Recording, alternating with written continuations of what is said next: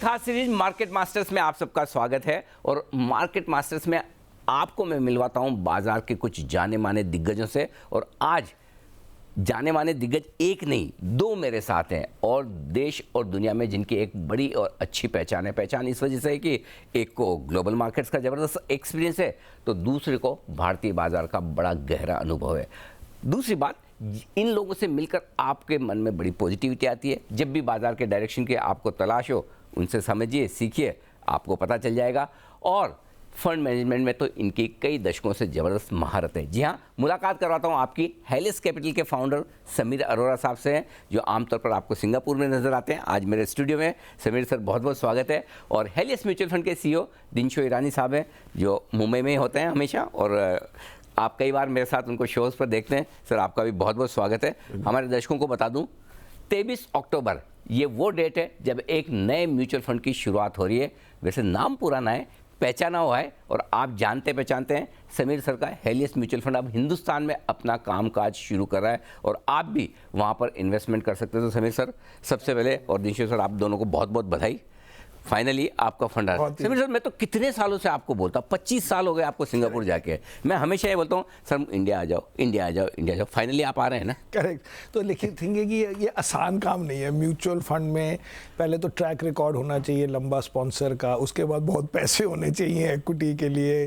काफ़ी सालों तक ये बिज़नेस ब्रेक इवन पे चलता है, क्योंकि ये बिज़नेस जियो की तरह है कि पहले कम फ़ी के साथ आपको 3-4-5 साल में ब्रेक इवन होता है। तो वो सब करने के लिए स्ट्रेंथ भी चाहिए होती है, जो अब हमें लगा 1-2 साल से कि अब हम उसके लिए रेडी हैं। बट उसके लिए इन बिटवीन इतना ट्रैक रिकॉर्ड बनाया हमने और फिलॉसफी डेवलप की, तो सबका भी फायदा होगा। बिल्कुल। तो finally set to launch. Yes sir. Dinshaw sir, अब कब और कैसे लॉन्च कर रही है, बताइए। जी, हम चालू कर रहे थे 23 तारीख को हमारा एनएफओ चालू हो रहा है, और 6 नवंबर को बंद हो जाएगा, क्लोज हो जाएगा।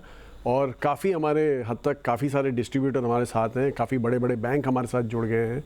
तो होप करते हैं। और ये फ्लेक्सी कैप फंड हाँ जी, for the flexi cap. Flexi cap की बात करें, फंड है फ्लेक्सी कैप। और एक्चुअली हम काफ़ी डेलिब्रेट किए थे फ्लेक्सी कैप लॉन्च करने के पहले कि कौन सा करें। मल्टी कैप और फ्लेक्सी कैप के बीच में ही हमारा आर्ग्यूमेंट चालू था, लेकिन हमने सोचा कि फ्लेक्सी कैप ही हमारा स्टाइल है। आप हमारे पुराने फंड भी देखिए, तो जिस हिसाब से हम स्विंग करते हैं मार्केट कैप्स के बीच में, वो हमें लगा कि अब फ्लेक्सी कैप ही बेस्ट रहेगा। नहीं तो आप टाई अप हो जाते हो 25-25-25 करके, अगर जो मल्टी कैप करते तो इसलिए हमने फ्लेक्सी कैप। तो बेसिकली ये समझाएं कि ये फ्लेक्सी कैप फंड क्या होगा, कैसे होगा, इसमें किस तरह से आप इन्वेस्टमेंट करेंगे। जी देखिए, बेसिकली आज एक चीज़ जो आई थिंक सारे फंड मैनेजर भूल जाते हैं, बीटा मैनेजमेंट पोर्टफोलियो का। और वो एक्चुअली बीटा मैनेजमेंट जो होता है, वो लॉन्ग ओनली फंड में तो खैर आपको हाई बीटा स्टॉक्स छोड़ने से ही आपका बीटा मैनेज हो सकता है। लॉन्ग शॉट जो हम मैनेज करते हैं 2005 से, वहाँ पे तो आप सीधा एक शॉट कीजिए और नेगेटिव बीटा ऐड हो जाता है, तो वो अलग हो जाता है। लेकिन यहाँ पे बीटा मैनेजमेंट के लिए आपको जो मार्केट कैप्स है उसके बीच में मूवमेंट करना पड़ता है। इसलिए हमारा जो पुराना फंड है, जो हमारा PMSAIF है, वहाँ पे तो हमारा मार्केट कैप 40 और लार्ज कैप की बात कर रहा हूँ, 40 और 70 के बीच में स्विंग होता था। और जो स्मॉल कैप मिड कैप है वो बाकी उसमें रहता था। लेकिन यहाँ पे हमें ऐसे लग रहा है कि आज की तारीख में 60 से 70 के बीच में हमारा लार्ज कैप होगा, और बाकी हमारा मिड कैप स्मॉल कैप होगा। तो समीर सर, एक ही फंड लॉन्च हो रहा है अभी इक्विटी का, या और भी कोई फंड्स आप लॉन्च करें? बिग पिक्चर में हम डेट फंड्स मोस्टली नहीं करेंगे, ETF नहीं करेंगे, और इक्विटी में भी जो पता नहीं सेबी की 18-20 कैटेगरी है वो भी नहीं करेंगे। अच्छा। लेकिन 4-5 फंड्स करेंगे ओवर 1.5-2 ईयर्स। अभी तो इस फंड के बाद नेक्स्ट फंड इलेक्शन तक तो नहीं करेंगे, क्योंकि थोड़े दिनों में अप्रैल में इलेक्शन होने लग जाएंगे। तो अभी एक फंड होगा, लेकिन मेरे ख्याल से अगर आप 2 साल का प्लान सोचें तो 4 या 5 फंड होंगे। मतलब कुछ और फंड्स अलग अलग आपके पास थोड़े तो और करेंगे। ये तो इक्विटी का तो आपका ये आप एक तरह से अभी फ्लेक्सी फंड हो गया, लेकिन कई लोग होते हैं जो जनरली लिक्विड फंड में पैसा रखते हैं और फिर वो STP करते हैं, सिस्टमेटिक ट्रांसफर प्लान, तो उनके लिए दिनशो सर फैसिलिटी होगी? हाँ जी, एक्चुअली हम चालू ही कर रहे हैं ओवरनाइट फंड से। जो हमारा 19 को खुलेगा और 23 को बंद हो जाएगा, लेकिन 25 से फिर से अलॉटमेंट चालू होगा वहाँ पे। सॉरी, 25 को अलॉटमेंट होगा, 26 से वापस चालू होगा। तो ऑन ट्रैक रहेगा कि 23 को जो भी आ रहे हैं, जब हमारा फंड चालू हो रहा है, तो they can go into the अपना ओवरनाइट फंड। और आपने जो बोला STP वगैरह, उसी के लिए ऑप्शन के लिए हमने अपना ओवरनाइट चालू किया कि वहाँ से हम जब भी ड्यूल एग्रीमेंट होता है नॉर्मली, तो आप वहाँ पे डालिए और अपने आप स्विच होता रहेगा ऑन रेगुलर टर्म्स। पर वो एक ही फंड है, वो डेट वाला एक ही फंड है, एक ही फंड होगा। वो एक इसलिए रखना जरूरी ताकि अगर उसको मैं तो बोलता भी नहीं हूँ क्योंकि मैं इक्विटी वाला हूँ, लेकिन मुझे 3-4 महीने पहले सबसे समझ आई कि ये भी एक फंड चाहिए होता है। मुझे याद है साल 2000 में जब मैं समीर सर से मिलता था और तब मैं कई बार डेट फंड में मैं इन्वेस्टमेंट करने के लिए बोलता था, समीर सर ने मुझे बोला है एक्चुअली कि तू कहाँ डेट में पैसा लगाता, साल में 8% मिलता है, मेरा स्टॉक 8% रोज बढ़ता है। मैं आपको स्टोरी इसी में एक स्टोरी सुनाता हूँ कि हमारा डेट फंड मैनेजर था उस वक्त मिस्टर अमिताभ मोहंती, तो मैंने कहा क्या हो गया, कहते हैं आज इंटरेस्ट रेट पॉलिसी है।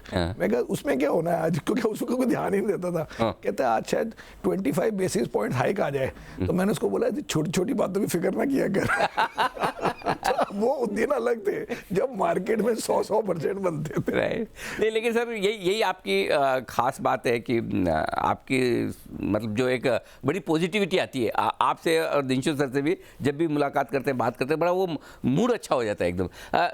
सर फंड तो बहुत सारे हैं इंडिया में, म्यूचुअल फंड, और पिछले कुछ महीनों में तो बाढ़ आई, सबको खोलना है, तो मतलब समीर सर के फंड में क्या खास बात होगी? उसमें खास बात ये होगी कि मैंने अपने 27 साल 28 साल में अच्छा ट्रैक रिकॉर्ड करा और उसकी फ़िलॉसफी बनाई, और वो फ़िलॉसफी अब हमारी कंपनी के जो सीनियर सारे इन्वेस्टमेंट के लोग हैं और दिनशो जो अब इन्वेस्टमेंट करने ही है, लेकिन इन सब ने भी वो 15-18 साल से वो देखी है जी। और वो फ़िलॉसफी को फिर मैंने 30-40 पेज का एक नोट बनाया कि जो नए एनालिस्ट ज्वाइन करेंगे वो करेंगे, उनके लिए बनाया, और अब वो हम पब्लिश कर रहे हैं एक्चुअली। वो अभी नेट पे जाके आपको मिल सकता है, वो हमारी साइट पे। बेसिकली हमारी फिलॉसफी थोड़ी यूनिक है, लेकिन वो इनग्रेन्ड है, सब उसको समझते हैं। तो वो अगर ट्रैक रिकॉर्ड हमारा पुराना ठीक रहा हीलियोस का है, तो आगे जाके वो क्यों खराब हो जाएगा जी, जस्ट बिकॉज नए लोग आ गए हैं तो उससे कुछ, ताकि वो आपका डॉक्यूमेंटेड है, वो हमारे यही प्रोसेस हम फॉलो करें। और प्रोसेस है जो बड़ी सक्सेसफुल रही है। हम नंबर्स तो पुराने हम आपको बता नहीं रहे यहाँ पे, लेकिन बात है, देखना चाहे तो नेट पे जाके ढूंढ सकते हैं। ये अच्छी चीज़ है एक्चुअली। आप शुरुआत में अगर आपने पॉलिसी डॉक्यूमेंट बना दिया कि इस पॉलिसी और इस फिलॉसफी, ये फिलॉसफी है हमारी। हाँ एग्जैक्टली, ये अच्छी चीज़ है। जो कन्विंस हो जाएगा ही कैन इन्वेस्ट। बिल्कुल ठीक बात है। दिनशो सर, वैसे तो जनरली आज के तारीख में लोगों को लगता है कि पैसा मिड कैप स्मॉल कैप शेयरों में ही बनता है, राइट, लेकिन आप जिस तरह की फिलोसफी के साथ चल रहे हैं, क्या आप ये देख रहे हैं कि जब जहां मौका मिले, अगर इस वक्त यहाँ आउट परफॉर्मेंस से थोड़ा वहाँ पैसा बना लिया, ये फ्लेक्सिबिलिटी आप अपने पास रखना चाहते हैं, बजाय कि एक इन्वेस्टर्स को दिमाग लगाना पड़े, अरे बहुत लोग बोल रहे हैं मैं लार्ज कैप में शिफ्ट हो जाऊँ क्या, या मैं मिड कैप में तो बढ़िया पैसा बना, तो ये डिसीजन आपका फंड मैनेजर लेगा? हाँ जी, बिल्कुल बिल्कुल। जैसे मैंने कहा कि बीटा बहुत बड़ा पार्ट प्ले करता है फंड मैनेजमेंट में। अगर जो आपका बीटा राइट टाइम पे राइट लेवल पे हो तो कोई भी आपको बीट नहीं कर सकता। चलते बाजार में हाई बीटा रखें और गिरते बाजार में लो बीटा हो, तो वो आई थिंक ये मैनेज हो सकता है, ये mix of mid cap small cap large cap के बीच में। कहने का मतलब है बीटा अगर समझाना हो कि अगर मार्केट बहुत चलती है तो नॉर्मली स्मॉल कैप ज़्यादा चलते हैं, करेक्ट। बीच बीच में जब वो मार्केट करेक्शन होती हैं तो आप सेफर होते हो कि आप लार्ज कैप में हो, राइट सर। तो अभी लगता है हमारे को, हमारे दूसरे फंड में भी और एज अ ग्रुप, कि स्मॉल कैप थोड़े ज़्यादा चल गए हैं, एंड नेक्स्ट ईयर की या अभी वॉलेटिलिटी के साथ स्मॉल कैप का वेट नॉर्मल जो हमने लास्ट 3-4 साल में रखा है उससे कम होना चाहिए। अच्छा दिनशो सर, डिस्ट्रीब्यूटर्स के थ्रू भी अगर सपोज मुझे एप्लीकेशन करनी है, तो क्या मैं डायरेक्टली आकर फंड में करूं या मेरे पास डिस्ट्रीब्यूशन के थ्रू उनके थ्रू भी दोनों ऑप्शन है, ये क्या रखा है आपने? दोनों ऑप्शन रखे हैं। डायरेक्ट ऑब्वियसली आप डायरेक्ट आना चाहिए आपको, तो ना मैं तो खुद आ रहे हैं। ऐसा कोई जरूरी नहीं है, हमारे म्यूचुअल फंड डिस्ट्रीब्यूटर नाराज हो जाएंगे। आप चूज करो अगर आपके डिस्ट्रीब्यूटर है आपके पास, लेकिन ये हमारा दोस्त है, ये सेबी का ऑप्शन है जी जी, ये सेबी का ऑप्शन सब में होता है, इसमें कोई वो नहीं है कि डायरेक्ट भी आप ऑनलाइन या जो डिफरेंट चैनल से करें, नहीं तो म्यूचुअल फंड डिस्ट्रीब्यूटर से करें। अच्छा सर, समीर सर एक चीज़ बताइए, क्या आपका फंड लॉन्च करने का ये एकदम परफेक्ट सही टाइम है, या ये टाइमिंग कैसे सोची आपने? ये मुझे लगता है कि बहुत ही परफेक्ट टाइम है, लेकिन ये सोचा ऐसे कि हमने 2.5 साल पहले अप्लाई किया था सेबी अप्रूवल के लिए, और अभी अप्रूवल आई तो हमने कर दिया। लेकिन वैसे भी ये ठीक टाइम है, क्योंकि अगर आप ओवरऑल मार्केट को देखें तो हमारे जो 13-15% पर एनम मार्केट के रिजल्ट्स हुए हैं, उसमें इस साल का अगर आप मार्केट का रिटर्न देखें कैलेंडर ईयर का, नॉट मार्च से बट दिसंबर से, तो मार्केट करीब 12-13% अप है। अगर आप लास्ट ईयर देखें तो मार्केट खाली 4% अप थी, राइट। अगर आप डॉलर में देखें तो लास्ट ईयर करेंसी डिप्रिशिएट हुई थी हमारी 10%, तो 18-20 महीने में मार्केट जो है करीब 5-6% सिर्फ डॉलर में बढ़ी है। राइट। अब नेक्स्ट ईयर क्या होगा, एक तो पॉलिटिकल नॉट अनसर्टेनिटी, बट वो फिर आपको और लगेगा कि 5 साल के लिए सेट हो गया।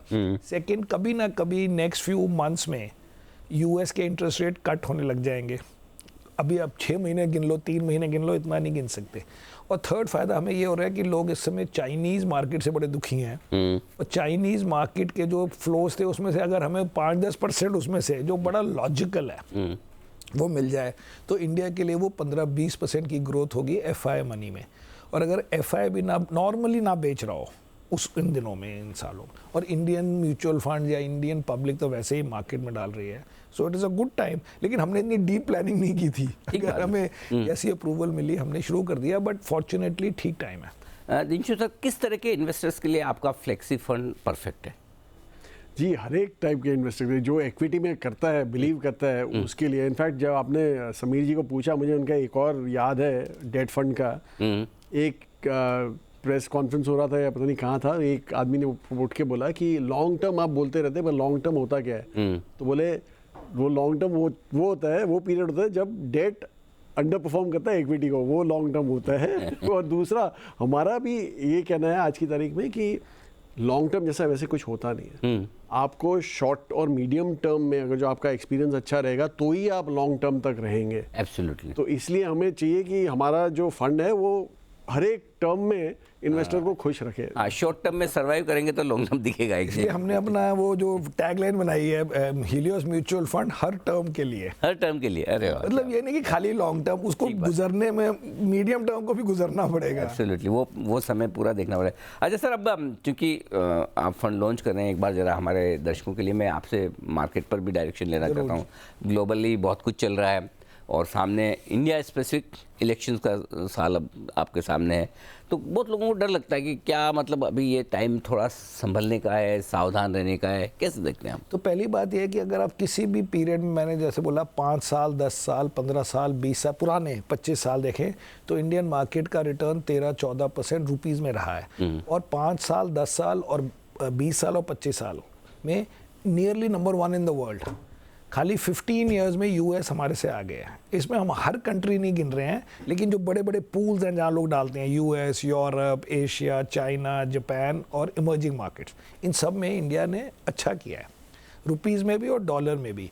तो आगे जाके अगर यही 13-15% रिटर्न भी बने इंडेक्स के हमारे, हम सोचते हैं जो भी बनेंगे, लेकिन वो 13-15% रिटर्न बहुत बढ़िया है और बाकी ऑल्टरनेटिव से बहुत अच्छा है। और रिसेंट ईयर्स में, जैसे इस साल और पिछले 21 महीनों में नहीं बने, तो ये भी नहीं लग रहा कि आप बड़े हाई में आ रहे हो। किसी स्मॉल कैप में, एक आध सेक्टर में आप नर्वस हो सकते हो थोड़ा बहुत, जो हम भी हैं, बट आई डोंट थिंक उसे मार्केट चाहिए। सर, अगर समझो मैं 3 साल 5 साल के लिए पैसा लगाना भी चाहता हूँ, लेकिन मुझे पता है कि इलेक्शन है सामने, वैसे सबको सब अच्छा ही सोचते हैं, करेक्ट, लेकिन कुछ ऐसा हो जाए, अगर ऐसा हो जाए तो वो बहुत ही बिग सरप्राइज होगा। लेकिन ये है कि अगर बीजेपी को 10-20 सीटें कम मिल जाएं या ज्यादा मिल जाएं, उससे फर्क नहीं पड़ेगा, राइट। अगर बीजेपी पावर में ही ना हो, वो तो बहुत बड़ा शॉक है। तो वो अभी कैसे उस 5-10%, अगर सपोज पता नहीं कितने परसेंट प्रोबेबिलिटी है, सपोज बहुत बड़ी तो नहीं है, सपोज 10% प्रोबेबिलिटी है सपोज, अब वो 10% प्रोबेबिलिटी के लिए आप खेलोगे कि 90% प्रोबेबिलिटी के लिए खेलोगे? और अगर वो 10% प्रोबेबिलिटी भी आ गई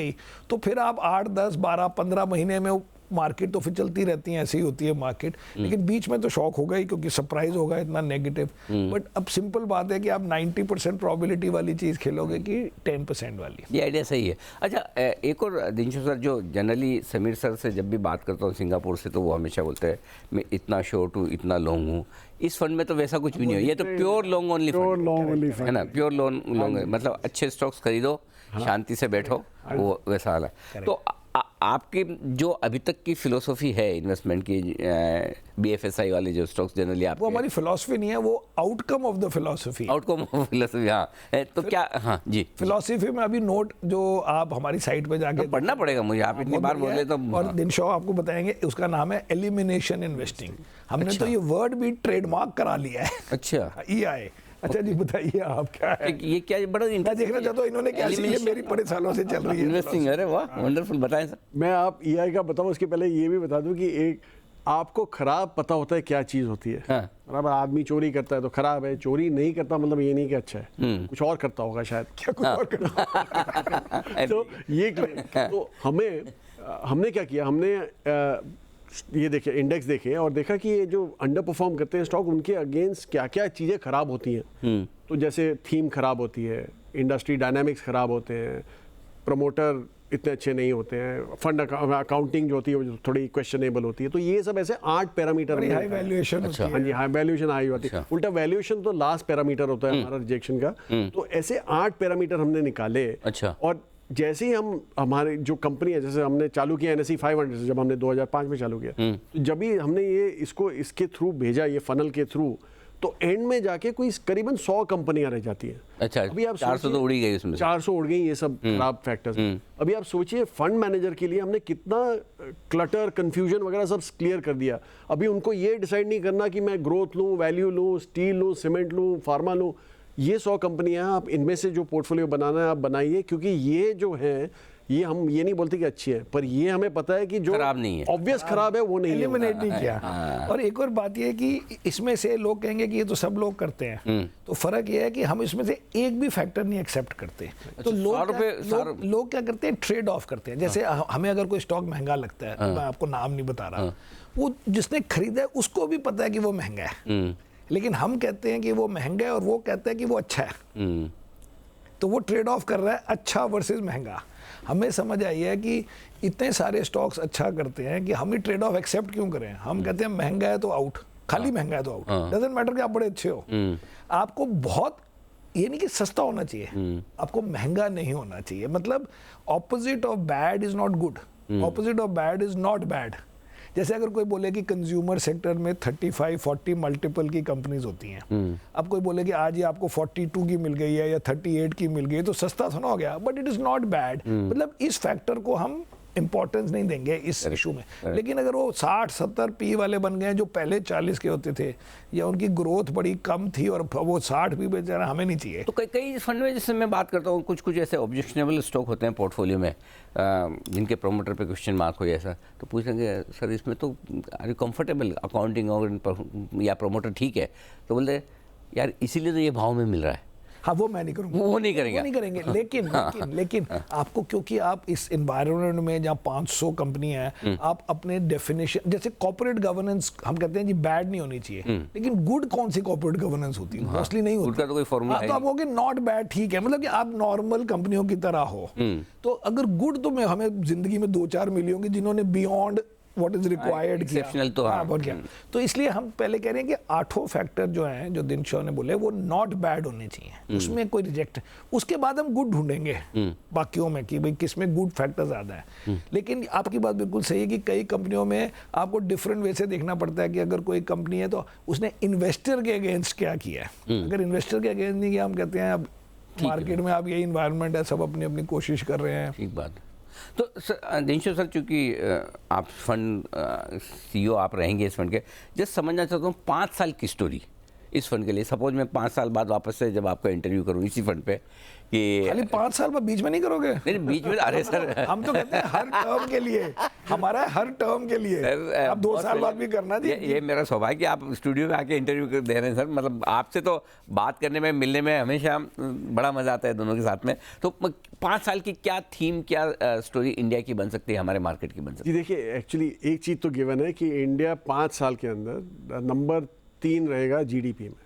वो गिवन है, ये पक्का है, मैथमेटिकल फॉर्मूला ही है। तो वैसे, और आप दूसरा ये देखिए कि ग्लोबली आप फोर्ब्स की लिस्ट उठा लीजिए, उनमें से जो रिचेस्ट पीपल होते हैं नॉर्मली 3 सेक्टर से ही आते हैं, फाइनेंस, कंजम्पशन और टेक्नोलॉजी। तो ये 3 थीम तो गिवन है। और एक्चुअली ग्रोइंग इकोनॉमी की थीम ही ये होती है, क्योंकि आप कंजम्पशन नहीं होगा तो आपकी इकोनॉमी ग्रो नहीं होगी, कंजम्पशन होगा तो आपको फाइनेंस चाहिए होगा कंजम्पशन को फाइनेंस करने के लिए, प्लस केपेक्स को फाइनेंस करने के लिए भी आपको फाइनेंस चाहिए होगा। और आउटसोर्सिंग जो इंडिया की बड़ी स्टोरी बन रही है, वो obviously tech will be a big part. आज की तारीख में नहीं है, क्योंकि आज की तारीख में ग्लोबल थोड़ा उथल पुथल है, लेकिन आज की तारीख में नहीं है। पर ये 3 मेजर रहेंगे, प्लस हमारे खुद के इंडिया के स्पेसिफिक सेक्टर्स हैं, जैसे डिफेंस हो गया या केपेक्स रिलेटेड सेक्टर्स हो गए, क्योंकि आप इतनी बड़ी थीम खेल रहे, तो ये मेजर 4-5 थीमें रहेंगी जो हमारी कोर रहेंगी। और ऑब्वियसली 5 साल में काफ़ी चीज़ें चेंज होती हैं, तो बीच बीच में नए नए थीम्स आएंगे और हम उनमें भी पार्टिसिपेट करेंगे। समीर सर, आप तो ज़्यादातर सिंगापुर रहते हैं, और लेकिन मैंने एक चीज़ नोटिस की है, शायद आप अकेले एक ऐसे फंड मैनेजर हैं जो हिंदुस्तान के बाहर ही ज़्यादा नहीं 25 साल से हैं, लेकिन कभी भी हमने आपको कहीं भी इंटरव्यू के लिए बुलाया हो, आप अपनी CSR एक्टिविटी समझ के एक पहले तरह मैं आते ऐसे हैं, करता है ना? हूं। बिल्कुल। तो और इसी वजह से sir you are the most popular fund manager, global fund manager India में, क्योंकि लोग देखते हैं, पसंद करते हैं, सुनते हैं, डायरेक्शन भी मिलता है। इंडिया की स्टोरी हमारे रिटेल इन्वेस्टर्स की कितनी स्ट्रॉन्ग है, क्योंकि अभी ये कोविड के बाद जो शुरू हुआ है ना बढ़िया एकदम माहौल, हर महीने 30 लाख डीमेट अकाउंट, 16,000 करोड़, हाँ जी। 16,000 करोड़ के, ये लंबा चलेगा ना तो सर? जी हमने, आप हमारे को ही देख लो कि हमारी बेट, हम 18 साल से FPI फंड मैनेज कर रहे हैं, और अब हम आपको कितने खुश लग रहे हैं कि अब हम DII बनने वाले हैं। तो हमारे तो एक्शन से ही आपको पता लग जाएगा कि ये एक्चुअली मैंने भी शुरू में सोचा था जब ये डोमेस्टिक इन्वेस्टर्स आए कि ये जिस दिन मार्केट खराब होगी कहीं यही रिस्क ना बन जाए कि ये सबसे पहले यही बेचने लग जाएं कि ये FI भेजेंगे। लेकिन इन्होंने ये बड़ा अच्छी है, जो म्यूचुअल फंड इंडस्ट्री ने कह लें या फंड मैनेजर्स ने, ये अच्छी तरह पब्लिक समझ गई। जो वैसे अलग से तो मैं 20 साल से बोल रहा था कि लॉन्ग टर्म में इक्विटी से बेटर रिटर्न आपको नॉर्मली नहीं मिलता। गोल्ड, प्रॉपर्टी, कोई लैंड वैंड में ज़्यादा कई बार मिल जाता है, लेकिन फिर वो कैश में पैसे होते हैं, ब्लैक में पैसे होते हैं, वो आजकल वो भी कहानी खत्म है।